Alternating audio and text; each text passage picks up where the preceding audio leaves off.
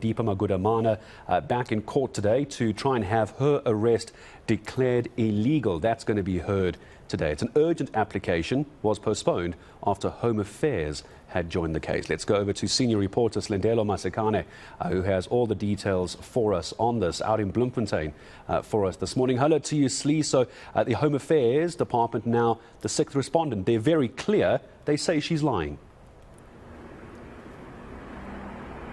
Calling her an outright liar, Gareth. And so, of course, we are expecting to hear the application being heard today in the Free State High Court. And, of course, we know that Dr. Nandipha claims that she was abducted by the South African Police Services in Tanzania and transported back to South Africa. Now, the Home Affairs Department has come out swinging, essentially, saying that that did not take place and that there was a notice declaring Thabo Bester and Dr. Nandipha Magudumana as undesirable immigrants in Tanzania, and that the Home Affairs Department was then tasked with deporting them back to South Africa. But just to unpack what we can expect with proceedings this morning, I am joined by a legal expert from the UJ Law Clinic, that is Mr. Alton Hart. Thank you so much once more for your time this morning. Now, of course, we know that this is an urgent court application, and before we get to the merits, rather, of the matter, Mr. Hart, let's talk about urgency. I mean, Dr. Nandipha is filing this particular application about a month after she was deported back from Tanzania. Is this urgent? Good morning, Slee.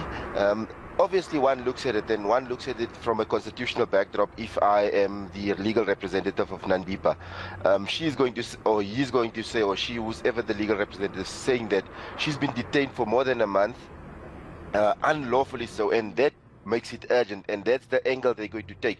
That makes it urgent. And then obviously Home Affairs has dealt with it in their paper, saying that, listen, yeah, this is not urgent. Why you took so long to you actually abandoned the bail application? But I say there is some technical litigation going on there, because if I say that I'm going to subject myself to the bail proceedings, then I say whatever is happening is lawful, and I will subscribe using alternative mechanisms. And I think that's the thinking, that they say we're not going to bring the bail application. Then we could see she was appointed, or the legal representative was appointed around about the 3rd of May, and then still had to file, and there was like the backwards and forward, and he only came on record around about 15 to now ask information, and 4 days later. So the Home Affairs, that is a 50-50 for the court to say you took so long.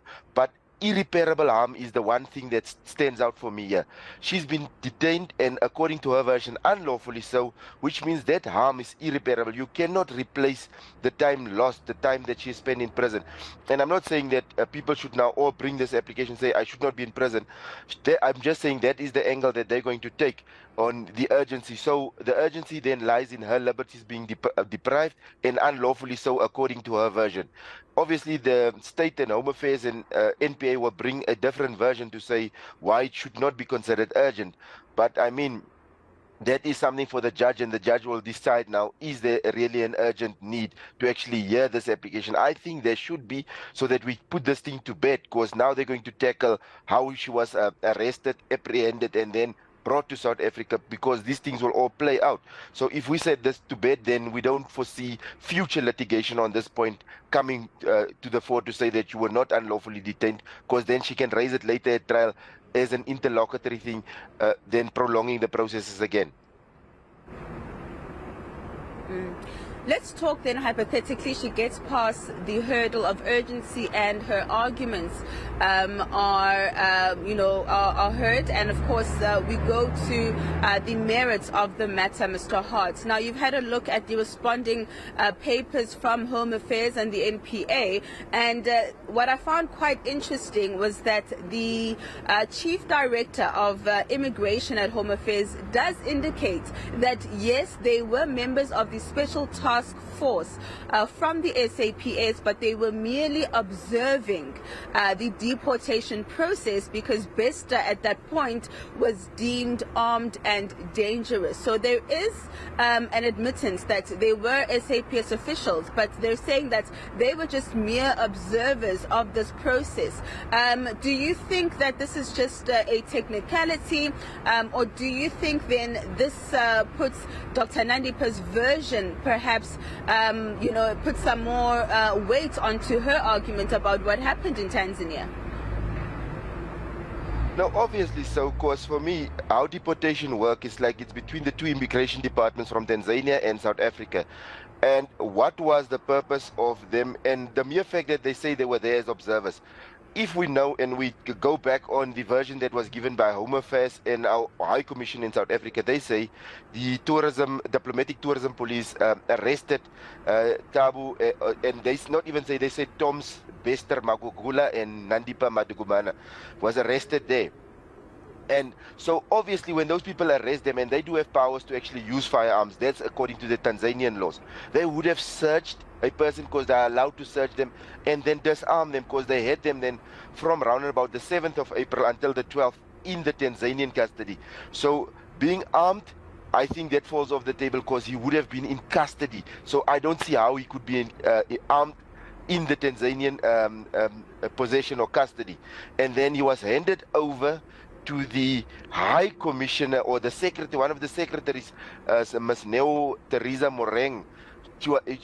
That for me is that diplomatic official, even immigration, they have the authority to actually take handover from people from another country, then hold them and detain that person, and then hand them over to our immigration officers, although it's a short space of time. And then they say that the arrest only happened in South Africa. So what do we call that process when they were handed over to the High Commission Secretary and then to Mr.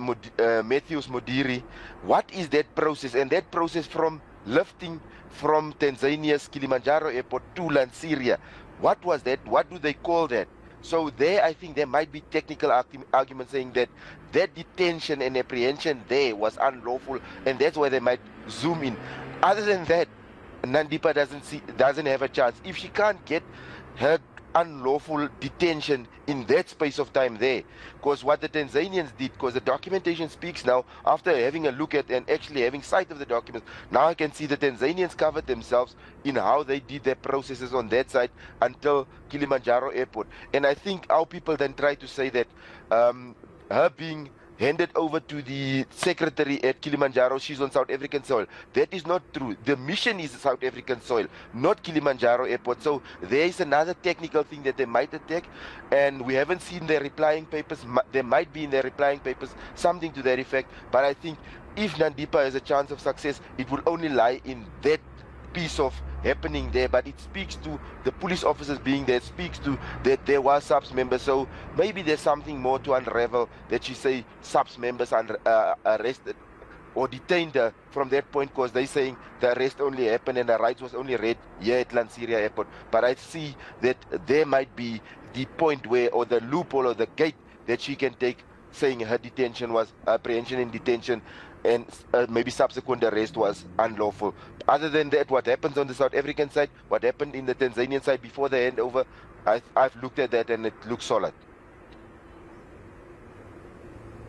Thank you so much for your time this morning. That is legal expert Mr. Alton Hart from the UJ Law Clinic, unpacking what we can expect in terms of arguments in this application just after 9:30 this morning. And of course, we will be bringing you more analysis from legal and immigration experts as we look forward to court proceedings just after 9:30 this morning.